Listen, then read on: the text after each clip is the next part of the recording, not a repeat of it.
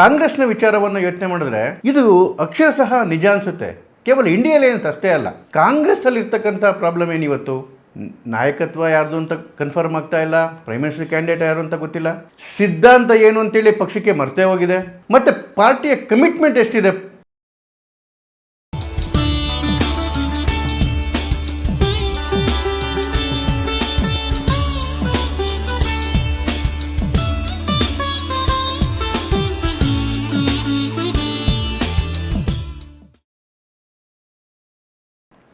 ನಮಸ್ತೆ, ಎನ್ ಚಂದ್ರಶೇಖರ್ ಲೈವ್ಗೆ ಮತ್ತೊಮ್ಮೆ ಸ್ವಾಗತ. ಕಾಂಗ್ರೆಸ್ಸು ಪದೇ ಪದೇ ಸೋಲ್ತಾ ಇರೋದು ಯಾಕೆ? ಇದು ಪ್ರತಿಯೊಬ್ಬರನ್ನು ಕಾಡ್ತಾ ಇರ್ತಕ್ಕಂತಹ ಪ್ರಶ್ನೆ. ಸತತ ಸೋಲಿಗೆ ಕಾರಣ ಏನು ಅಂತ ಹೇಳಿದ್ರೆ, ಸತತ ಗೆಲುವಿಗೆ ಕಾರಣ ಏನು ಅಂತ ನಾವು ಹುಡುಕೋಬೇಕಾಗತ್ತೆ. ಒಂದು ಪೊಲಿಟಿಕಲ್ ಪಾರ್ಟಿ ಗೆಲ್ಲೋದು ಹೇಗೆ? 3 ಅಂಶಗಳು ತುಂಬ ಇಂಪಾರ್ಟೆಂಟ್ ಆಗುತ್ತೆ ಒಂದು ಪೊಲಿಟಿಕಲ್ ಪಾರ್ಟಿ ಗೆಲ್ಲೋದಕ್ಕೆ. ಮೊದಲನೇದು ಕ್ಷಮತೆ, ಎರಡನೇದು ಕ್ರೆಡಿಬಿಲಿಟಿ, ಮೂರನೇದು ಸ್ಟ್ರಾಟಜಿ. ಒಂದೊಂದೇ ನೋಡ್ಕೊಂಡು ಹೋಗೋಣ. ಮೊದಲನೇದು ಕ್ಷಮತೆ. ಕ್ಷಮತೆ ಅಂತ ಹೇಳಿದ್ರೆ ಅದರಲ್ಲಿ ಶ್ರಮ ಬರುತ್ತೆ, ಅದರಲ್ಲಿ ಲೀಡರ್ಶಿಪ್ ಬರುತ್ತೆ, ಅದರಲ್ಲಿ ಕಾರ್ಯಕರ್ತರ ಉತ್ಸಾಹ ಬರುತ್ತೆ, ಗ್ರಾಸ್ ರೂಟಲ್ಲಿರ್ತಕ್ಕಂಥ ಶಕ್ತಿ ಬರುತ್ತೆ. ಇವೆಲ್ಲವೂ ಕ್ಷಮತೆ ಒಳಗಡೆ ಬರ್ತದೆ ಒಂದು ಪೊಲಿಟಿಕಲ್ ಪಾರ್ಟಿಗೆ. ಎಷ್ಟು ಶ್ರಮವನ್ನು ಕಾಂಗ್ರೆಸ್ನ ಲೀಡರ್ಶಿಪ್ಪು ಕಾಂಗ್ರೆಸ್ನ ಬೆಳೆಸೋದಕ್ಕೆ ಆಗ್ತಾ ಇದೆ. ಜಸ್ಟ್ ಒಂದು ಕಳೆದ ಚುನಾವಣೆ 2019 ಚುನಾವಣೆಯ ಕಂಪ್ಯಾರಿಸನ್ ಮಾಡಿದಾಗ BJP ಮತ್ತು ಕಾಂಗ್ರೆಸ್ಗೆ ನೋಡಿ, ಕಾಂಗ್ರೆಸ್ಸು 2019 ಚುನಾವಣೆಯಲ್ಲಿ 13 ರಾಜ್ಯಗಳಲ್ಲಿ 0 ಸುತ್ತಿತ್ತು, ಖಾತೆಯನ್ನೇ ಓಪನ್ ಮಾಡಲಿಲ್ಲ. 9 ರಾಜ್ಯಗಳಲ್ಲಿ ಕೇವಲ 1 ಸೀಟ್ ತಗೊಂಡಿತ್ತು. ಅಂದರೆ 22 ರಾಜ್ಯದಲ್ಲಿ 9 ಜನ. ಇದು ವಿಷಯ ಬೇರೆ. ಅದು ಅಂದರೆ ಕಾಂಗ್ರೆಸ್ಸು 13 ರಾಜ್ಯದಲ್ಲಿ 0 ತಗೊಂಡಿತ್ತು. ಅದೇ ರೀತಿ BJP 3 ದೊಡ್ಡ ರಾಜ್ಯಗಳಲ್ಲಿ ಖಾತೆಯನ್ನೇ ತೆಗೆದಿರಲಿಲ್ಲ, 0 ತಗೊಂಡಿತ್ತು. ತಮಿಳುನಾಡು, ಕೇರಳ ಮತ್ತು ಆಂಧ್ರ ಪ್ರದೇಶ. 2000 ನಂತರ ಚುನಾವಣೆಯಲ್ಲಿ ಏನೇನು ಎಫರ್ಟ್ಗಳು ಹಾಕೊಂಡ್ಬಂದು ಎರಡು ಪಕ್ಷಗಳು ಅಂತ ನೋಡ್ಕೊಂಬನ್ನಿ.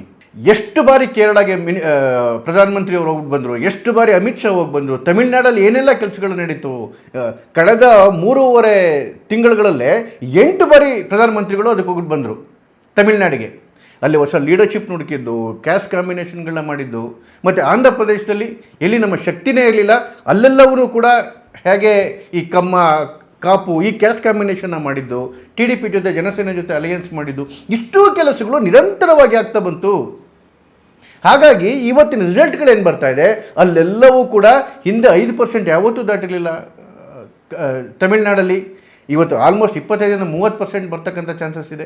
ಈ ಎಲ್ಲ ರಾಜ್ಯಗಳಲ್ಲೂ BJP ಖಾತೆ ತೆಗಿತಾ ಇದೆ. ಆದರೆ 13 ರಾಜ್ಯದಲ್ಲಿ 0 ಸುತ್ತಿತ್ತಲ್ಲ ಕಾಂಗ್ರೆಸ್ಸು, ಆ ರಾಜ್ಯಗಳಲ್ಲಿ ಕಾಂಗ್ರೆಸ್ನ ಪ್ರಯತ್ನ ಏನು?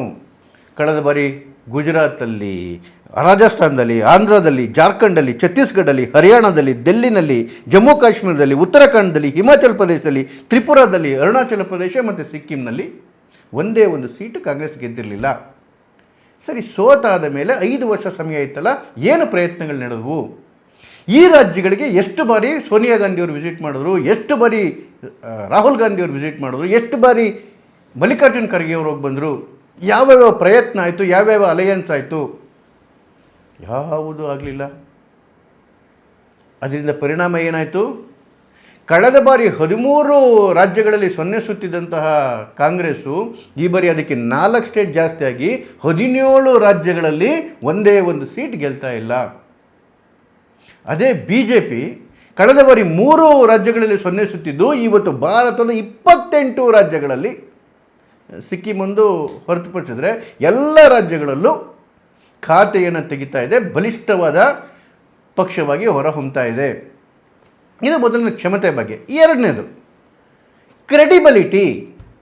ನೋಡಿ, 2019 ಚುನಾವಣೆ ನೋಡಿದಾಗ 2019 ಚುನಾವಣೆಯಲ್ಲಿ ರಾಹುಲ್ ಗಾಂಧಿಯವರು ವರ್ಷಕ್ಕೆ 72,000 ರೂಪಾಯಿ ನಿಮ್ಮ ಅಕೌಂಟಿಗೆ ಹಾಕ್ತೀವಿ ಅಂತ ಹೇಳಿದ್ರು, ತಿಂಗಳಿಗೆ 6,000 ರೂಪಾಯಿ ನಿಮ್ಮ ಅಕೌಂಟಿಗೆ ಹಾಕ್ತೀವಿ ಅಂತ ಹೇಳಿದ್ರು. ಮೋದಿಯವರು ಏನು ಹೇಳಿದ್ರು? ರೈತರ ಅಕೌಂಟಿಗೆ ವರ್ಷಕ್ಕೆ 6,000 ರೂಪಾಯಿ ಹಾಕ್ತೀವಿ ಅಂತ ಹೇಳಿದ್ರು. ಜನ ವರ್ಷಕ್ಕೆ 6,000 ಹಾಕ್ತೀನಿ ಅಂದಂತಹ ಮೋದಿಯವರಿಗೆ ಓಟ್ ಹಾಕಿದ್ರೆ ಬಿಟ್ಟರೆ, ತಿಂಗಳಿಗೆ 6,000 ಹಾಕ್ತೀನಿ ಅಂತ ಹೇಳ್ತಕ್ಕಂಥ ರಾಹುಲ್ ಗಾಂಧಿಯ ಮಾತನ್ನು ಬೆಂಬಲಿಸಲಿಲ್ಲ, ಅವರಿಗೆ ಓಟ್ ಹಾಕಲಿಲ್ಲ. ಕಾರಣ ಏನು? ಕ್ರೆಡಿಬಿಲಿಟಿ. ಕ್ರೆಡಿಬಿಲಿಟಿ ಅಂತ ಹೇಳಿದ್ರೆ ಏನು ಹೇಳ್ತಾ ಇದ್ದಾರೆ ಅನ್ನೋದು ಮುಖ್ಯ ಅಲ್ಲ, ಯಾರು ಹೇಳ್ತಾ ಇದ್ದಾರೆ ಅನ್ನೋದು ಮುಖ್ಯ. ಕ್ರೆಡಿಬಿಲಿಟಿ ನೋಡಿ, ಅಕಸ್ಮಾತ್ ಅವರು ಕ್ರೆಡಿಬಿಲಿಟಿ ಜಾಸ್ತಿ ಮಾಡ್ಕೋಬೇಕಾಗಿದ್ದರೆ ಕಳೆದ ಬಾರಿ ಅವರು 72,000 ರೂಪಾಯಿ ತಿಂಗಳಿಗೆ ವರ್ಷಕ್ಕೆ ಘೋಷಣೆ ಮಾಡಿದರು. ಅವರಿಗೆ ಸರ್ಕಾರ ಬರಲಿಲ್ಲ, ಆದರೆ ಅವ್ರದ್ದೇ ಸರ್ಕಾರ ರಾಜಸ್ಥಾನದಲ್ಲಿತ್ತು, ಛತ್ತೀಸ್ಗಢಲ್ಲಿತ್ತು, ಅಲ್ಲಿ ಕೊಡ್ಬೋದಾಗಿತ್ತಲ್ಲ. ಅಟ್ಲೀಸ್ಟ್ ಆವಾಗಾದ್ರೂ ಜನಕ್ಕೆ ನಂಬಿಕೆ ಬರಲಿಕ್ಕೆ ಶುರುವಾಗೋದು. ಹೇಗೆ ಜನ ನಂಬ್ತಾರೆ ನಿಮ್ಮನ್ನು? ಇವತ್ತು ಮೋದಿಯವರು ಏನೇ ಮಾತು ಹೇಳಿದ್ರು ಕೂಡ ಜನ ನಂಬ್ತಾರೆ.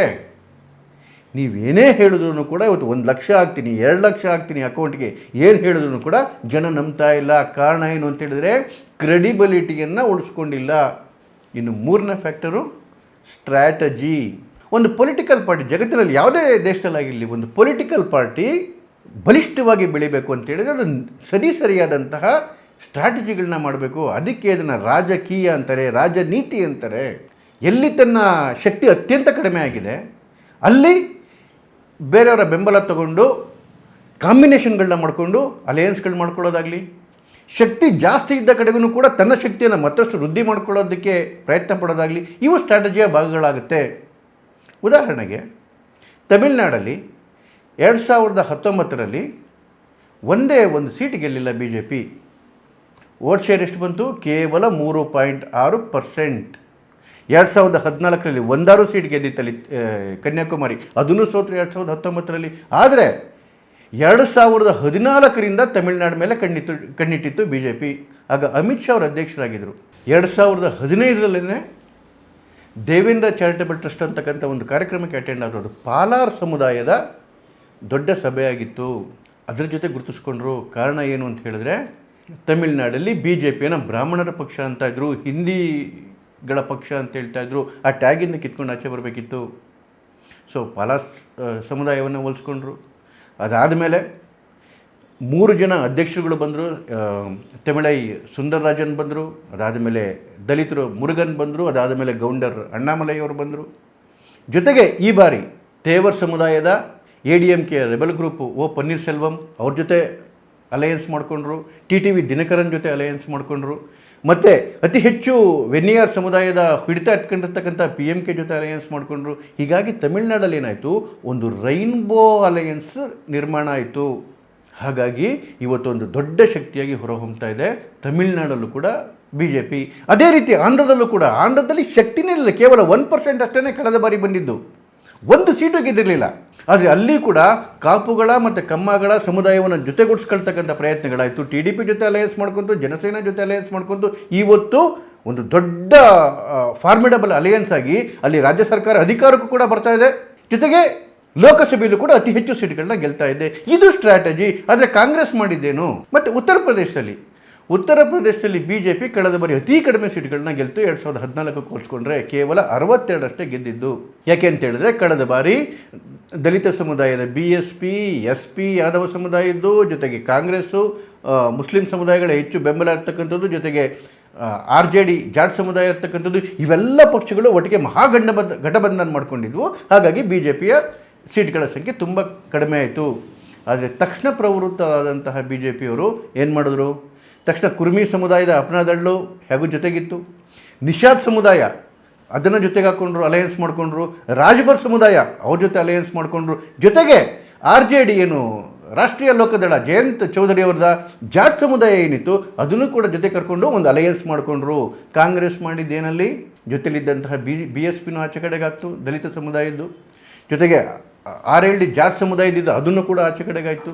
ಇದೇ ರೀತಿ ಸ್ಟ್ರಾಟಜಿಯಲ್ಲಿ ಮತ್ತೆ ಹಿಡಿದಿದ್ದು ಮಹಾರಾಷ್ಟ್ರದಲ್ಲಿ BJP ಶಿವಸೇನೆ ಬಿಟ್ಟೋದ್ಮೇಲೆ ಅಕ್ಷರಶಃ ಒಂಟಿಯಾಗಿ ಹೋಗಿತ್ತು. ಆ ಸಂದರ್ಭದಲ್ಲಿ ಕಾಂಗ್ರೆಸ್ಗೆ ಒಂದು ದೊಡ್ಡವಾದಂಥ ಒಂದು ಮಹಾಗಠಬಂಧನ ಆಗಿತ್ತು. ಅದನ್ನು ದೊಡ್ಡ ಮಟ್ಟದಲ್ಲಿ ತಗೊಂಡೋಗ್ತಕ್ಕಂಥ ಎಲ್ಲ ಅವಕಾಶಗಳಿತ್ತು. ಆದರೆ ಮಾಡಿದ್ದೇನು? ಶಿವಸೇನೆ ಹೊಡೆದೋಯ್ತು, ನೋಡ್ತಾ ನಿಂತ್ಕೊಂಡ್ರಿ. NCP ಹೊಡೆದೋಯ್ತು, ನೋಡ್ತಾ ನಿಂತ್ಕೊಂಡ್ರಿ. ನಿಮ್ಮದೇ ಪಕ್ಷದ ಚೀಫ್ ಮಿನಿಸ್ಟರ್ ಆಗಿದ್ದಂತಹ ಅಶೋಕ್ ಚವಾಣ್ ಬಿಟ್ಟೋದ್ರು, ದೊಡ್ಡ ನಾಯಕರುಗಳು ಬಿಟ್ಟೋದ್ರು. ನೀವೇನೂ ಮಾಡಲಿಲ್ಲ, ಕ್ರಮ ತಗೊಳ್ಳಿಲ್ಲ. ಇದೆಲ್ಲ ಕಾರಣಕ್ಕೆ ಏನಾಯಿತು, ಅಲ್ಲಿ BJPಯಲ್ಲಿ ಅಲಿಯನ್ಸು ಬಲಿಷ್ಠವಾಗ್ತಾ ಹೋಯಿತು. ಅದರಿಂದ ಫಲಿತಾಂಶ ಏನಾಯಿತು? ಕಳೆದ ಬಾರಿ 13 ರಾಜ್ಯದಲ್ಲಿ 0 ಸುತ್ತಿದ್ದಂಥದ್ದು ಈ ಬಾರಿ 17 ರಾಜ್ಯದಲ್ಲಿ 0 ಸುತ್ತಾ ಇದ್ದಾರೆ. 50 ಸೀಟ್ ಕೂಡ ಪಡೆಯೋದು ಕಷ್ಟ ಆಗಿರ್ತಕ್ಕಂಥ ವಾತಾವರಣ ಇದೆ. ಇದಕ್ಕೆ ಕಾರಣ ಯಾರು? ಇದು ಕಾಂಗ್ರೆಸ್ಸೇ ಕಾರಣ. ಇದು ಕಾಂಗ್ರೆಸ್ನ ನಾಯಕತ್ವಕ್ಕೆ ಅರ್ಥ ಆಗೋದಿಲ್ಲ. ಇಂಟ್ರಸ್ಪೆಕ್ಷನ್, ಆತ್ಮಾವಲೋಕನ ಮಾಡ್ಕೊಳ್ಳೋದೇ ಇಲ್ಲ. ಅವ್ರು ಒಂದೇ ಒಂದು ಆಸೆಯಿಂದ ಪ್ರತಿ ಚುನಾವಣೆಗೆ ಹೋಗ್ತಾರೆ. ಏನಂತ ಹೇಳಿದ್ರೆ, ಜನಕ್ಕೆ ಮೋದಿ ಮೇಲೆ ಬೇಜಾರಾಗುತ್ತೆ, 10 ವರ್ಷ ಆಗೋಗಿದೆ, ಆಂಟಿ ಇನ್ಕಮರ್ಸ್ ಇರುತ್ತೆ, ಹಾಗಾಗಿ ನಮ್ಗೆ ಓಟ್ ಹಾಕ್ಬಿಡ್ತಾರೆ ಅಂಥೇಳಿ. ನಮ್ಮ ಶಕ್ತಿ ಸಾಮರ್ಥ್ಯದ ಮೇಲೆ ಜನ ನಮ್ಗೆ ಓಟ್ ಹಾಕ್ತಾರೆ ಅಂತಲ್ಲ, ಅವ್ರ ಮೇಲೆ ಬೇಜಾರಾಗುತ್ತೆ, ಹಾಗಾಗಿ ಆ ಓಟ್ ನಮಗೆ ಬರುತ್ತೆ ಅಂಥೇಳಿ. ಇದು ಈ ರೀತಿಯ ಕನಸನ್ನು ಕೊಂಡ್ಕೊಂಡು ಕೂತ್ಕೊಂಡು ಪಕ್ಷವನ್ನು ಕಟ್ಟದೇ ಇದ್ದರೆ ಒಂದು ಪಕ್ಷ ನಾಶ ಆಗ್ತಕ್ಕಂಥದ್ದು ಖಂಡಿತ. ಇವತ್ತಿನ ಸಂಚಿಕೆಯನ್ನು ಎಲ್ಲಿಗೆ ಮುಗಿಸೋಣ, ಹೊಸ ಸಂಚಿಕೆಯನ್ನು ಮತ್ತೆ ಭೇಟಿಯಾಗೋಣ.